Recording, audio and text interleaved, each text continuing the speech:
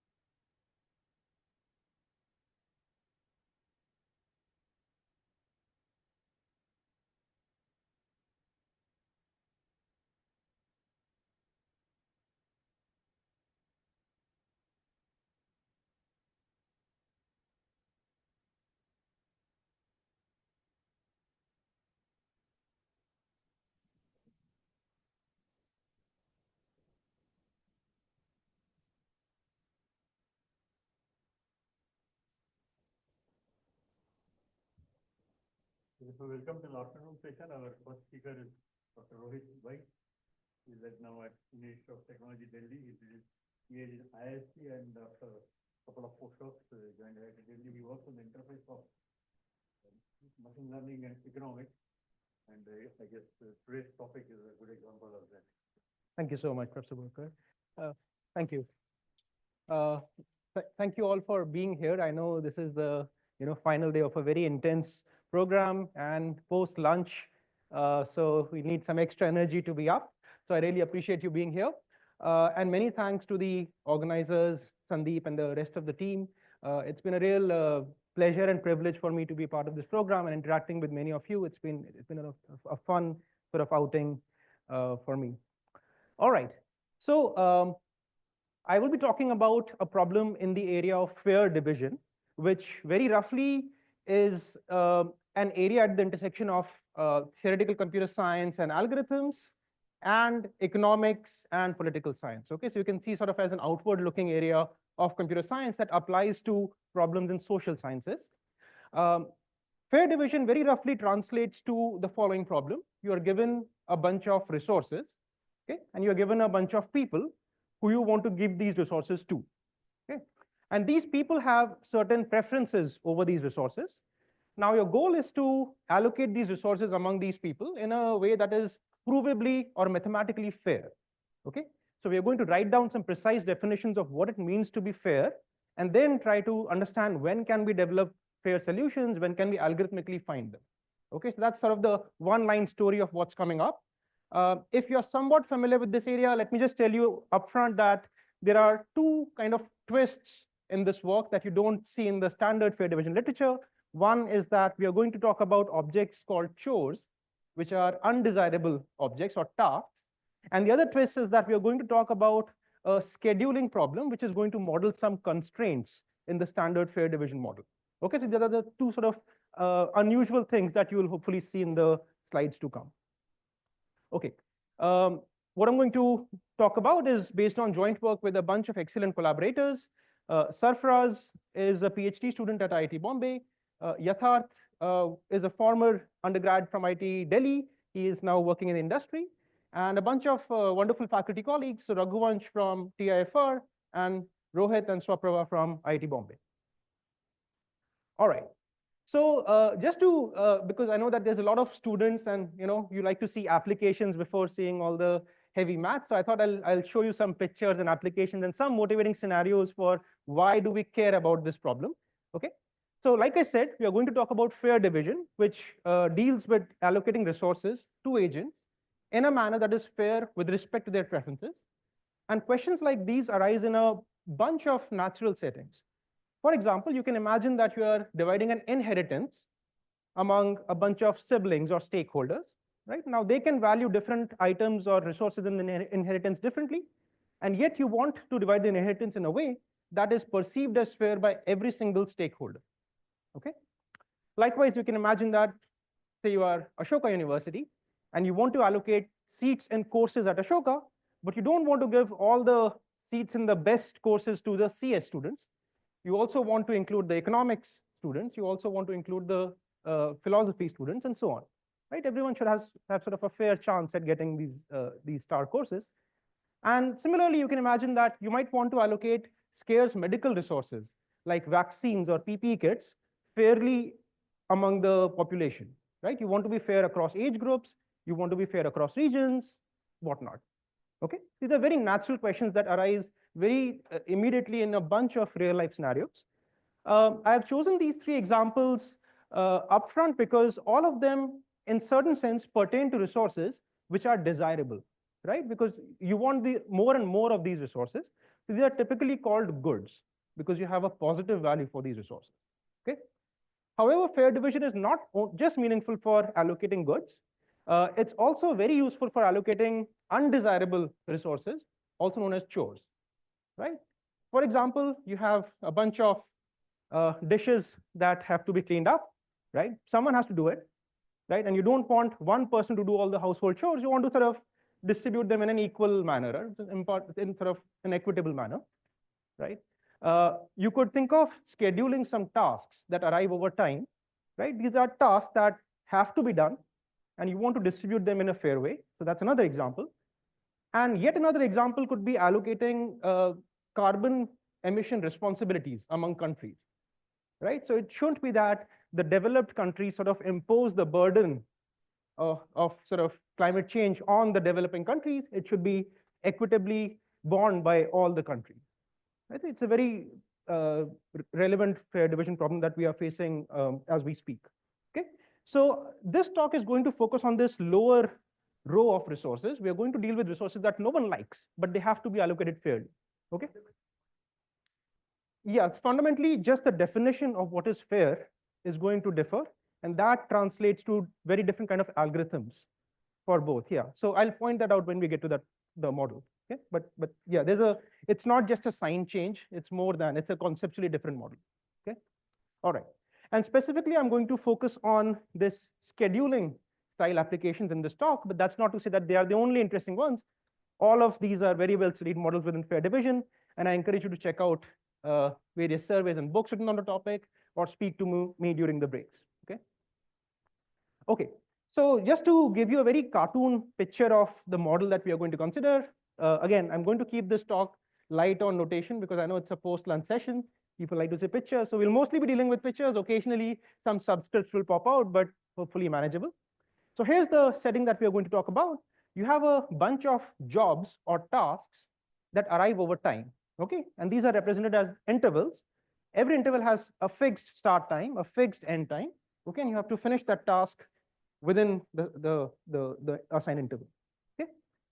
Now you want to assign these intervals among agents.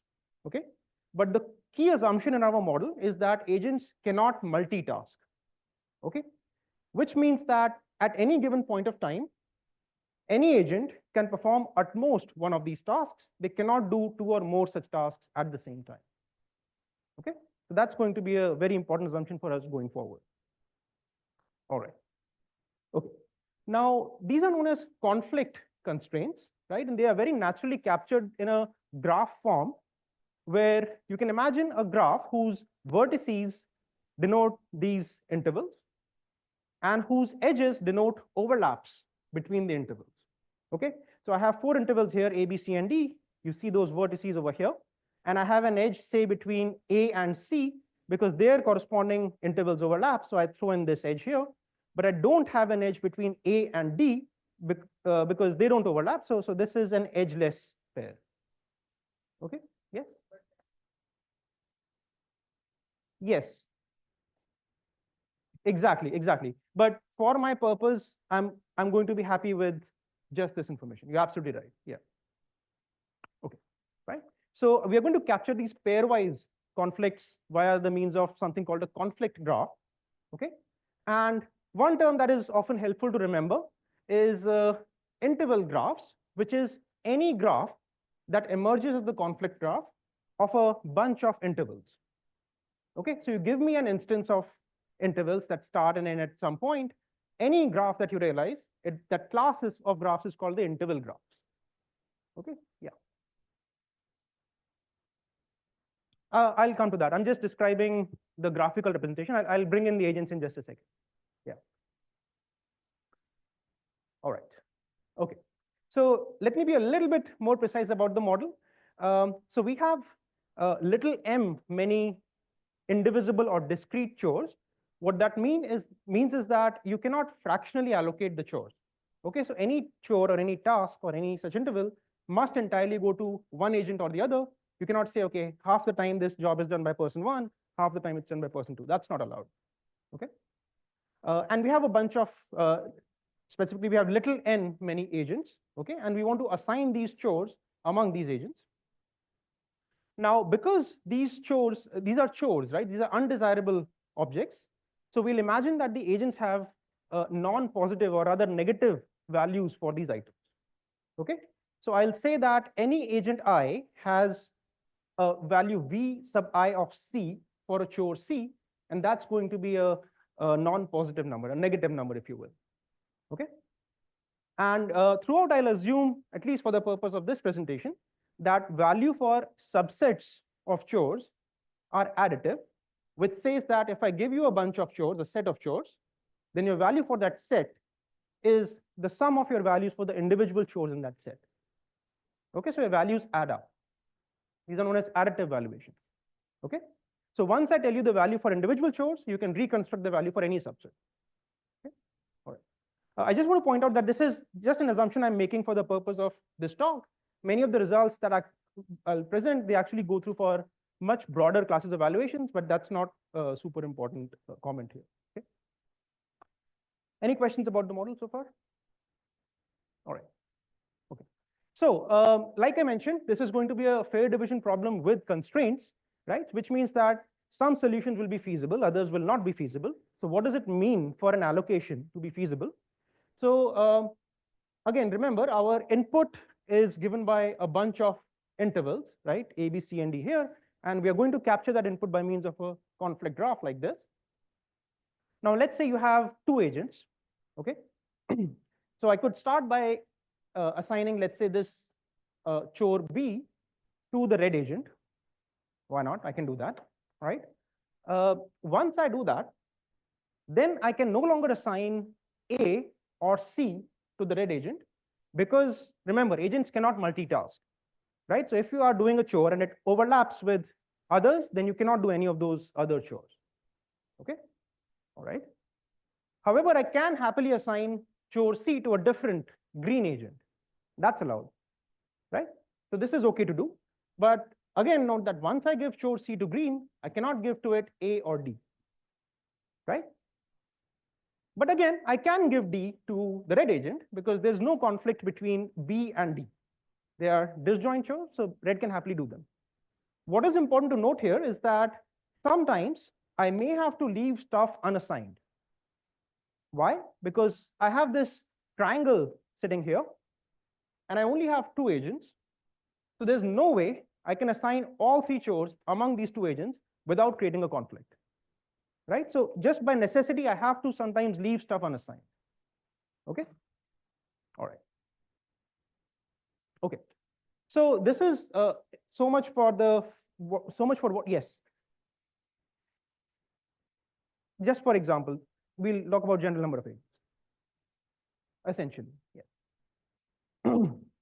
Okay, so I've told you what kind of solutions are feasible, but I haven't told you what constitutes a fair solution, right? So let's talk about that.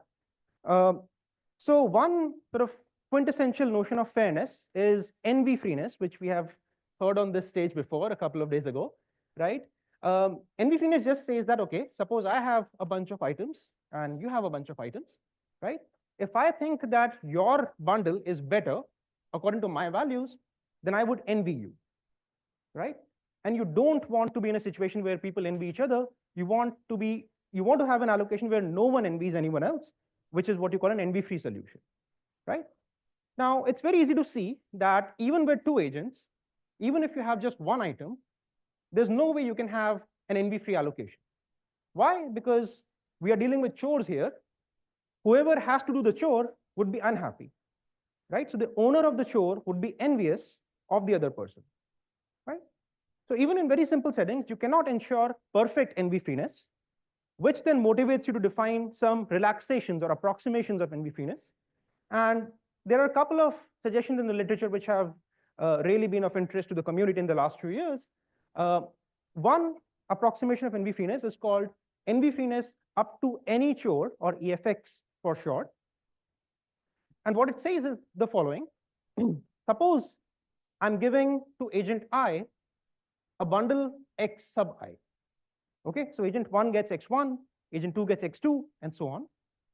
Now, this allocation or this schedule, I'm going to call it approximately fair in this sense, if no matter what pair of agents I and K I'm looking at, right, I should be able to eliminate I's envy for K by dropping some chore in I's bundle, right? In fact, that should be true for every chore, excuse me, okay? Because I'm looking at EFX. So no matter which chore I drop in I's bundle, I would no longer envy K, right? And so note that here, I'm not actually discarding any chore. This is only as a thought experiment, right? Agent I is telling itself the story that, hey, I might envy agent K, but no matter which chore I remove from my bundle, I don't envy the residual bundle of agent K with respect to my own. Okay, so that's the sort of imaginary approximation that we are making here. Okay, any questions about the EFX definition? Okay. All right. Okay. So the quantifier is very important. We are going to ask for removing envy by dropping every single individual chore. Okay.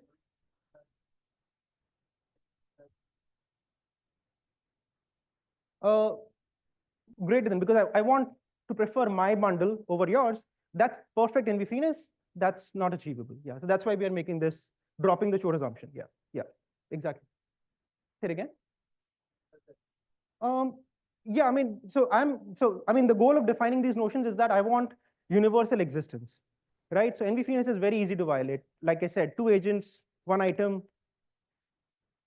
You can have conditions, exactly, yeah, but we still feel it's too strong, right? Under very, very simple scenarios, it's violated, so kind of.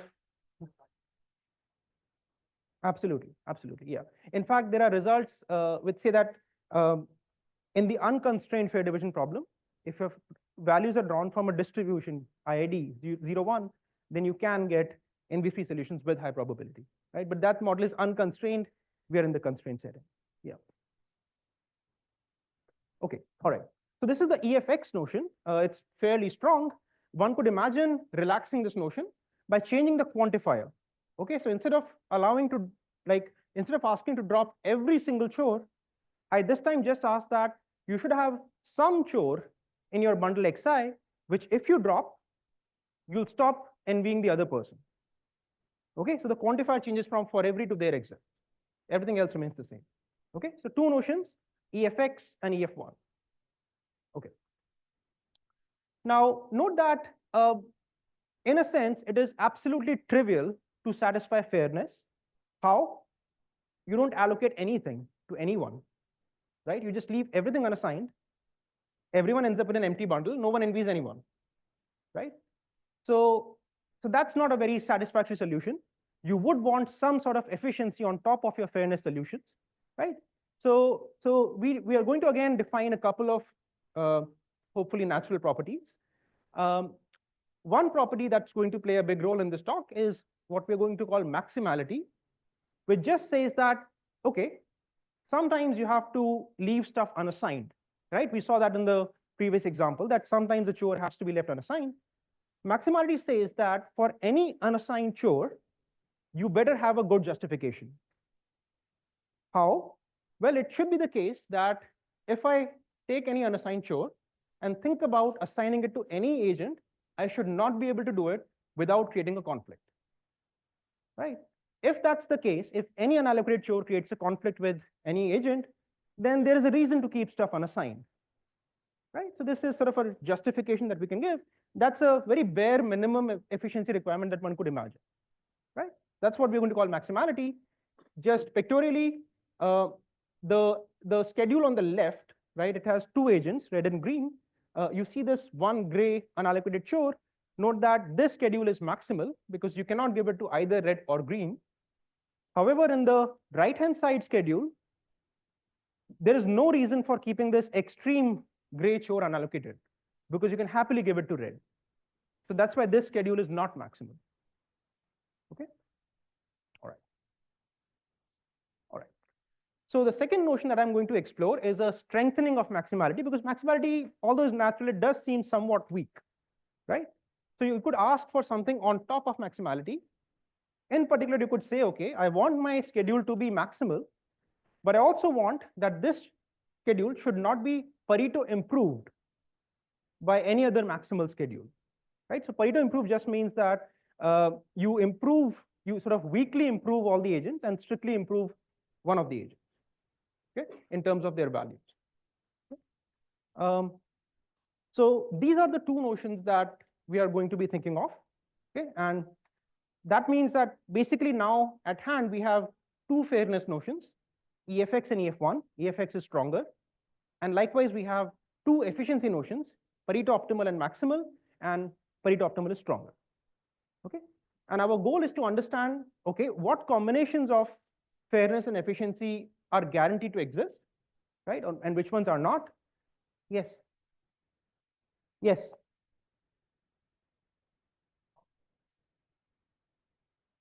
So Pareto optimal is maximal because it's asking for maximal and something, right? You could be maximal, but there could be another maximal schedule in which no agent is worse off and someone is better off.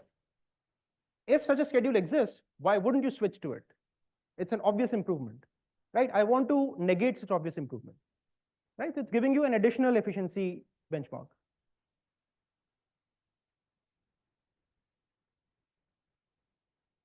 Yeah, so I didn't give you how agents value those chores yet. So that's why you can't decide whether it's a Pareto improvement thing or not. We'll come to the value instances in just a second, right? Yeah. Sorry. Yes. Absolutely not. No, no. There could be many maximal solutions.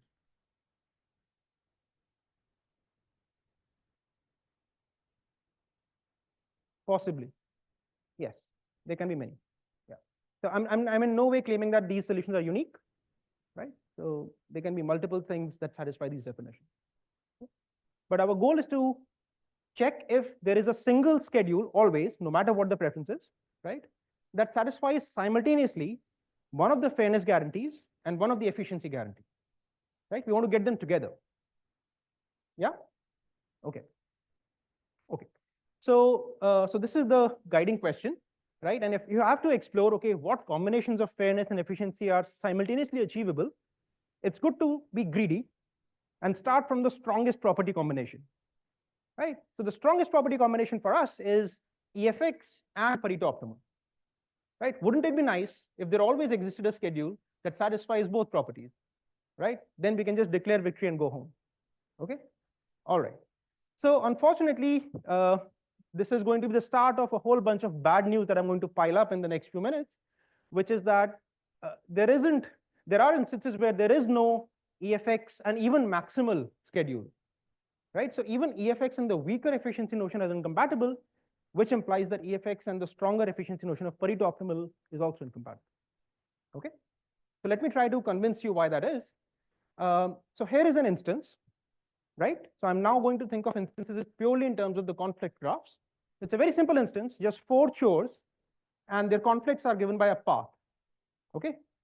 I'm going to imagine I have 2 agents here, and both agents have the same value. It's an identical valuations instance, okay?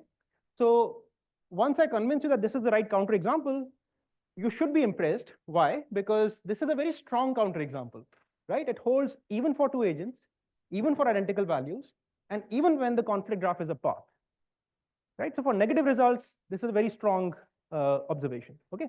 So let's see why. Okay, so remember, we are looking for an EFX and maximal schedule if one exists, right?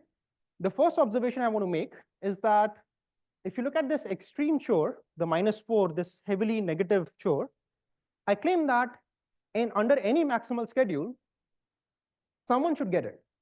It cannot be unassigned. Yes? Why? Well, suppose you don't assign this chore, right? Then let's say the red agent is getting the -1 chore next to it, then you can give the -4 to green, right? And if the -1 is not assigned to anyone, then you can still, without conflict, give it to any of the two agents, right? So no matter what you do, if you insist on maximality, -4 chore must be assigned, right? In fact, both of the extreme chores must be assigned, this one and that one, by the same argument. Yes? Okay. So let's say the -4 chore goes to the red agent. Okay. Now, my other obligation in this example is EFX, which remember says that no matter which chore you drop from your bundle, you do not envy anyone else. If I'm the red agent, I already have a very heavily negative chore at hand, so I cannot possibly afford to take another chore, right? Because if you give me a -1, and if I hypothetically drop it, my value would still be -4, and I would continue to envy the other agent, right? So that's it for the red agent, right? It cannot get any more chores, right? Which means the rest of the chores must either go to the other agent or they should be left unassigned, okay? Now remember, I told you that the extreme chores must go to somebody, which means the left extreme must go to blue. If that happens, then the chore next to it must be not going to blue to avoid conflicts. And when that happens, that means that this chore here must go to blue, because we said that it definitely, red cannot get anything else, right? So if you want EFX and maximal, you must have a configuration like this. However, there's still a problem here, which is that now you can happily give this middle chore to red, right? If you insist on maximality. However, that would go on to violate EFX, right? So there is no schedule in this example, which is simultaneously EFX and maximal. Okay, that's the QED. All right. Okay.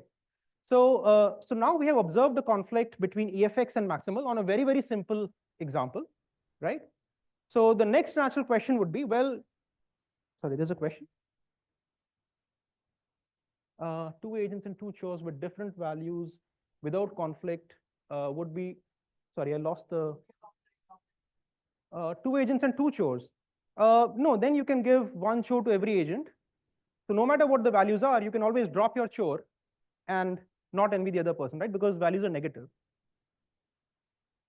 So there you can get EFX, right? You do need more chores to get the counterexample going, but maybe I missed your question. Okay, you got it. Thanks. Okay. All right. Good. So moving on, right? So now EFX is too strong, right? We have to lower our fairness benchmark. So let's think about EF1 now. Okay. Can you get EF1 along with, say, Pareto optimal or maximal, right? Preferably Pareto optimal, because that's stronger. Unfortunately, it turns out that just like EFX and maximal, you cannot get EF1 and Pareto optimal. Again, the counterexample is for two agents, again on a path graph, and again for identical values. Okay, so this is the counterexample. Because I'm running short on time, let me not walk you through it, but please ask me about it during the coffee break. Okay, it's a fairly straightforward argument, but you can just look at this and try to think about it on your own. Okay, let me just skip through. So believe me, EF1 and Pareto optimal are incompatible for now, okay? Which only leaves you with EF1 and maximal, okay? That's our last hope for getting a positive universal existence result. All right. Sorry? Because EFX is incompatible even with this weaker property, right? We just proved that, yeah? Okay. Okay, so I want to take a very brief detour and talk about achieving EF1 in the unconstrained model, right? Where you don't have any conflict constraints, right? That's the standard fair division model. We know how to achieve EF1 in that model, So let me describe to you how you get EF1 there, and then we'll try to see if those ideas apply in the unconstrained model. Okay, so this is just going to be a very brief digression. So the way you get EF1 in the unconstrained model is by means of something called the round robin algorithm, which does exactly what the name suggests. It lines up the agents in a certain order, right? And it's an iterative algorithm. In each round, every agent on its turn gets to pick its favorite remaining item. Okay, so A1 goes first, picks something, goes to the end of the queue, then A2 comes in, picks whatever it likes best among what's there on the table, picks that, goes to the end of the queue, and so on. Okay, so this is how the algorithm works. And when there are no constraints in the unconstrained model, round robin is known to be EF1. Fairly simple sort of proof by picture argument. So remember, EF1 is a pairwise property. So let's fix a pair of agents, red and blue. Now there are two cases, whether red is ahead of blue or whether red is behind blue in the ordering. So let's say red is ahead of blue, and we are looking at red's envy towards blue. Okay. So when agents pick items, right, it could be that maybe in the last round, red ends up with an extra chore, whereas blue doesn't, right? The chores could be such that we just run out of them, okay, for all we know. Pick anything, pick any permutation. I'm saying all of those give you EF1, right? Okay, so here is one permutation. Under this case, I claim that red's envy towards blue is bounded in the EF1 sense. Why? Well, imagine if red hypothetically drops this chore C from its bundle. Then item for item, red likes its bundle better than that of blue, because in every round it gets to pick before blue, right? So both items are on the table, and red chooses to pick the item that it did. Okay, and by additivity, it likes the whole bundle better than that of blue. Okay, so this is, at least in this case where red is ahead of blue, you have EF1. Similar argument works when red is behind blue, right? This time you compare the item that red takes in round K with what blue takes in round K plus 1, right? Because at that moment, when it's red's turn, both of those items are on the table. Okay, so again, if red drops its last chore, then item for item, it likes its own bundle better than blue, right? And if you add more stuff to blue's bundle, it's only going to make that bundle worse off, right? So again, you get EF1 in this case. Yeah, all right. So round robin gives you EF1 when there are no constraints on the items, right? I want to now try to tell you that round robin would fail when you bring in the constraints. Okay, so this algorithm from the unconstrained world, which is very nice, provably fair, does not work when you look at the constraint problem. Why is that? Again, two agents, path, identical values, you know the drill, right? So let's run round robin on this example. Let's say you have red agent picking first. Obviously, it would go for the 0 valued item, right? Because these are chores. Okay. Then it's blue's turn. Obviously, blue would go for the next best, which is -1. Okay. Now it's red's turn. Red would go for -2. And note that it's safe to pick -2. No conflicts so far, right? Okay. Now it's blue's turn, and something interesting happens, right? Blue would like to jump at -3, but it's in conflict with its previous chore, so it cannot pick -3. It has to settle for a much worse chore, which is -7 in this case. Because if it picks -3, then there's a conflict here, right? That's the whole sort of reason why you don't get to pick the chores you like, right? Okay, and just to sort of rub salt in the wounds, red is going to pick the -3 chore very happily, right? So is life. Okay, and then blue will again very reluctantly have to pick the remaining terrible chore, which is -8, right? So what is happening is that once blue sort of misses its turn, right, its envy towards red is going to build up. And after a couple of rounds, the envy is so much that it exceeds the EF1 threshold, right? So suppose blue picks -8, then even if blue drops this -8 chore from its bundle, still it envies the red agent, right? So that's why it's in violation of EF1. Okay. All right. So this is just to sort of give you a sense of why standard algorithms from the unconstrained literature do not extend to the constrained world. There's a whole bunch of other examples we have in the paper where other algorithms of EF1 also fail, but this is just to give you a glimpse. All right. Okay. So this is again looking very grim, right? The only sort of technique that we knew to find EF1 from the unconstrained world seems to fail in the constrained world. So what can we do? So I just have a couple of results to share on that front. The first result is that when you have two agents, okay, and when your conflict graph is a path graph, then we can prove that there always exists an EF1 and maximal schedule. Okay, obviously you can't use round robin, you have to do something else, and I'll show you what to do. But this is our first main result. Just a few footnotes to this result. So like I said before, although for this talk we are assuming additivity, this particular result extends to a very broad class of valuations called monotone valuation. Okay, I'm not going to define those, but just want to let you know that the result is much more general. Also, this result is not just an existential result. It comes with an efficient algorithm, with a polynomial time algorithm for finding such an allocation. And also, this technique extends to beyond path graphs. So if you have a general interval graph, right? Remember, that's the general class of graphs you get from interval instances. Then you can get something weaker than EF1, which we call EF2, which says that, okay, instead of dropping some chore, you drop some pair of chores from your bundle.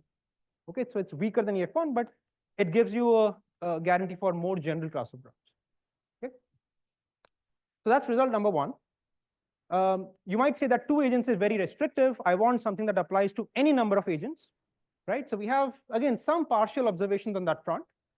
So if you have an arbitrary n number of agents, as long as their preferences are identical, right? As long as they value the chores in the same way, and as long as the conflict graph is a path, we can again show the existence of an EF1 and maximal schedule. Okay. However, unlike the previous result, which came with a polytime algorithm, this time this is a largely non-algorithmic result. Okay, this is basically an existence result. I'll clarify why it's largely non-algorithmic in just a few minutes when I get to that point. Okay, but these are the two main results that I want to report. Are the statements clear to everyone? Any questions about that? So in the remaining few minutes, I'll just give you high-level proof idea of how we go about proving these results.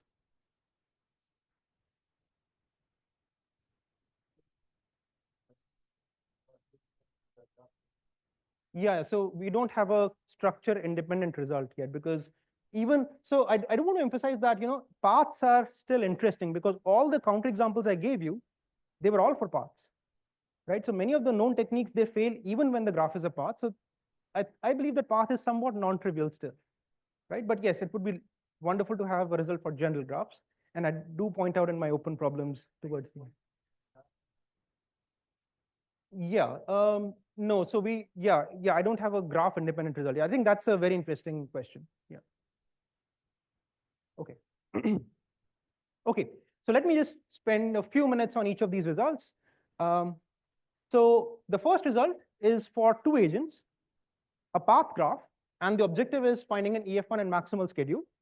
And the proof is going to use a kind of a color switching technique that hopefully, you know, if anyone is looking into graphs and coloring problems, hopefully you can use it in your own work also. Okay, how does it work? So here's my input, right? This is my path graph. I want to come up with an EF1 and maximal schedule, right? Note that the agents can value these chores in any which way. You have no control over that, right? I'm not assuming identical values here. Your value could be very different from my value, okay? Anyway, so the first step of the algorithm is a very natural thing that one might try, which is to alternately color the chores. So red, blue, red, blue, red, blue, right? Why not? This is certainly a maximal schedule. It might be a terribly unfair schedule because people might envy others, right? I have not asked about their values in coming up with this schedule, so there might be a lot of envy in this, but it's maximal. So it's a starting point. I'm going to imagine a color flipped version of this schedule where I color it blue, red, blue, red, blue, red. So I basically exchange the bundles of the two agents, right? Okay. And what I'm going to do now is think of this schedule as my starting point, think of this color flipped version as my ending point, and construct for you a bridge between the start and end point by means of a whole bunch of intermediate schedules, each of which is maximal. And hopefully at some point, you start to see EF1 emerging. Okay? Okay. So first of all, note that say I'm the red agent under X1, right? I might envy the blue agent under X1. I might like blue's bundle a lot better than mine. That means that under X6, I get blue's bundle, so I definitely do not envy blue anymore, right? So I envy blue here. If I envy blue here, then I definitely don't envy blue here. So at some point, my envy should switch, right? And I'm going to exploit that switch. I'm going to make that switch gradual by constructing a whole bunch of intermediate schedules. Okay, how do we do it? So the way we do it is by making some local tweaks to the current schedule as follows. Look at the first two chores. I want to make this blue and I want to make this red, right? So let me at least do half of the job. I'll turn this into blue. So I've fixed that part of my solution, right? I leave the second chore unassigned and I do not touch the rest of the tail. I leave it as it is, right? Note that this is a maximal schedule because this gray chore, this unassigned chore cannot be given to red or blue, right? So I have changed this schedule a little bit, turned it into that, such that this part of my target is fixed and I'm maximal. Okay.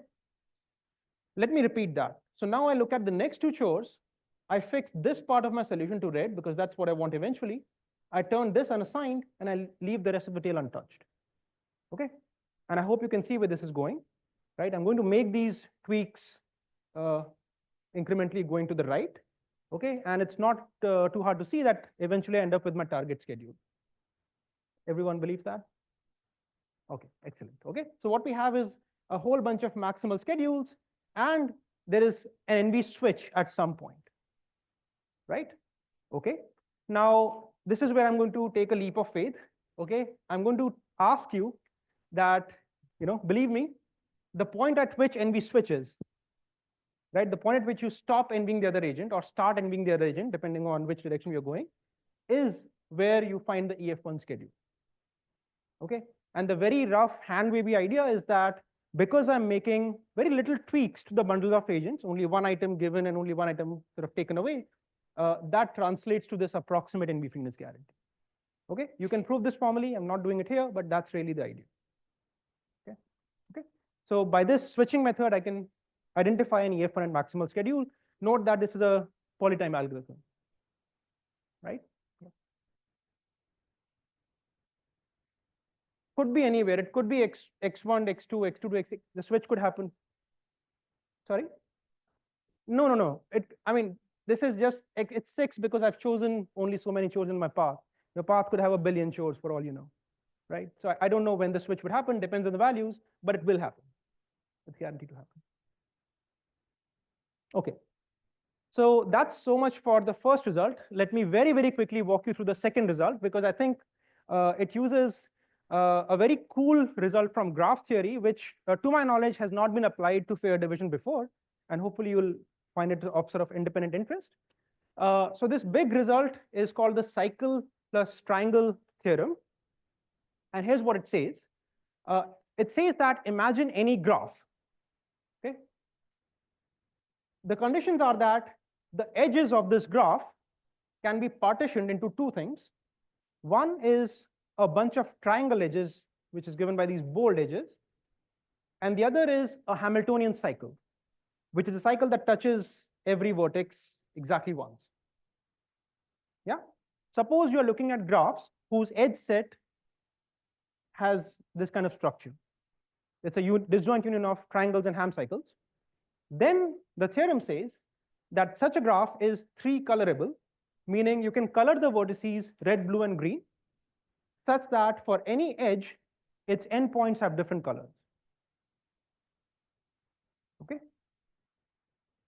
So this is this is an existence result that is guaranteed by the cycle plus triangles theorem.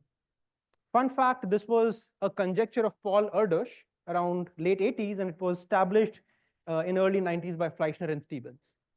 Okay. Another fun fact is that this result is not specific to triangles. You can say, okay, I don't want triangles here. Let me think of 4-sized cliques, a K4, right?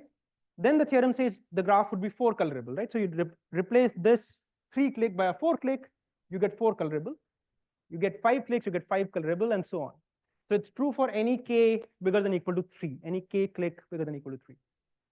Okay, but I just need 3 for the thing I want to present.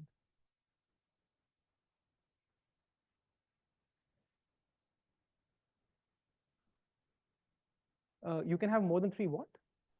Yes, this is just an illustration. The graph can have n vertices, right? Yeah, it's a general thing. Yeah, I mean, this is just an example. Yeah, so this would be a k vertex graph where it's a clique. So k clique would be k colorable. Yeah, this condition has to be satisfied. So you have k clique edges and a ham cycle. Okay, so this is the big hammer we are going to use. How does that tell us anything about EF1 and maximal? Well, here's how.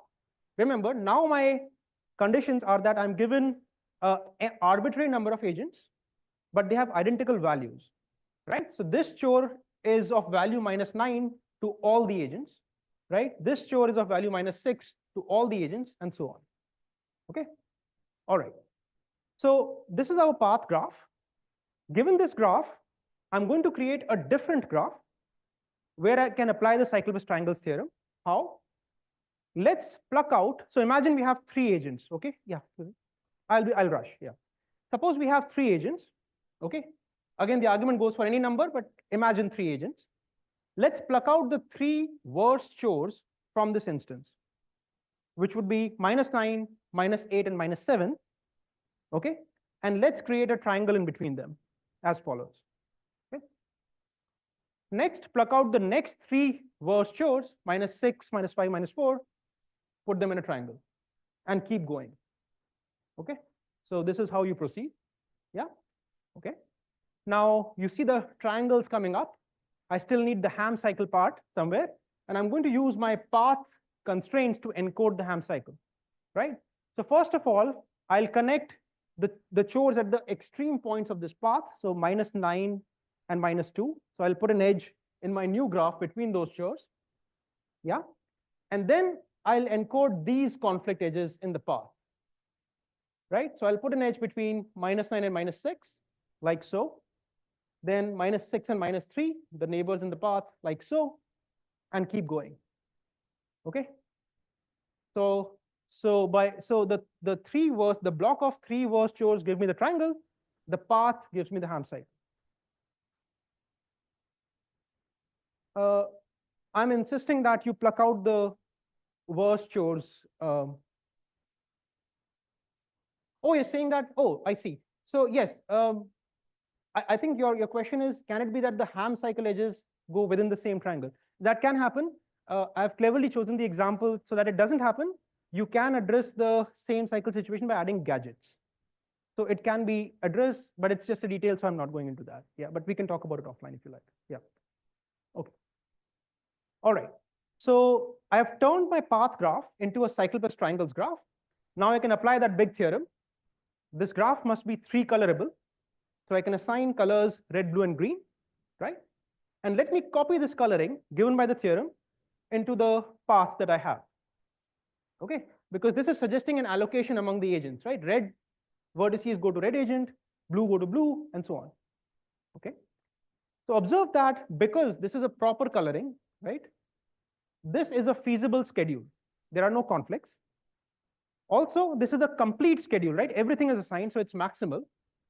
What's not obvious is why this is EF1, right? But this is where our round robin intuition would come in, right? Note that each triangle on the left is encoding the 3 worst chores, right?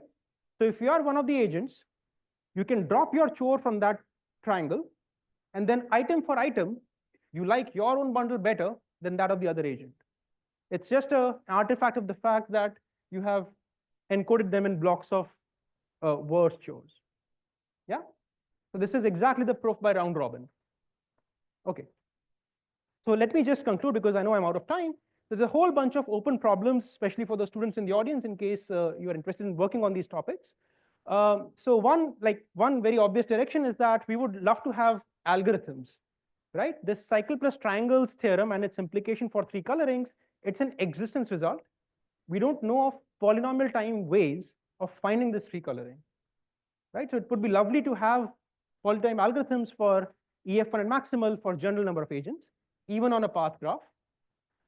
One could also consider fairness notions beyond envy, right? So if you look up the literature on fair division, you'll see things like proportionality, maximum share, equitable, and so on.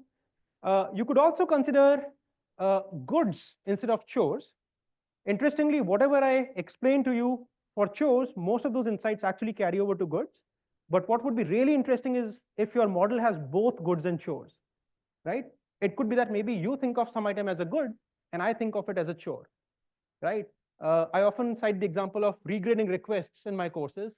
For students, they are goods. For me, it's a chore, but yeah. And finally, as Sandeep was alluding to, it would be very interesting to look at more general graphs, right? Beyond interval graphs, the problem is well defined for any graph in particular. Okay, so this is all I had to say. Thank you for your time, and I'm happy to take questions.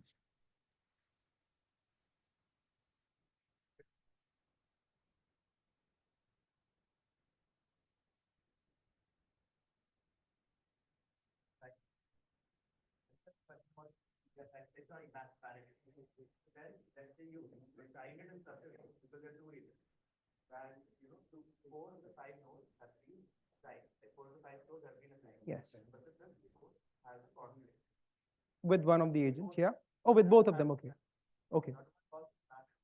Yes, because if any unassigned chore cannot be given to any of the agents without creating a conflict, it is a maximal configuration.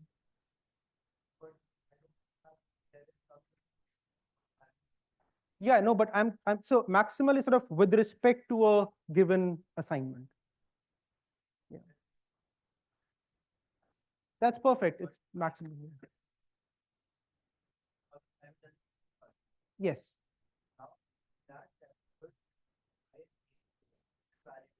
Yes. Possible. Possible. That would be a Pareto improvement because both agents are happier under this alternative dominating allocation. So it's a Pareto improvement. It might itself still not be Pareto optimal. It's just Pareto improving. Yeah. Thank you. Thank you.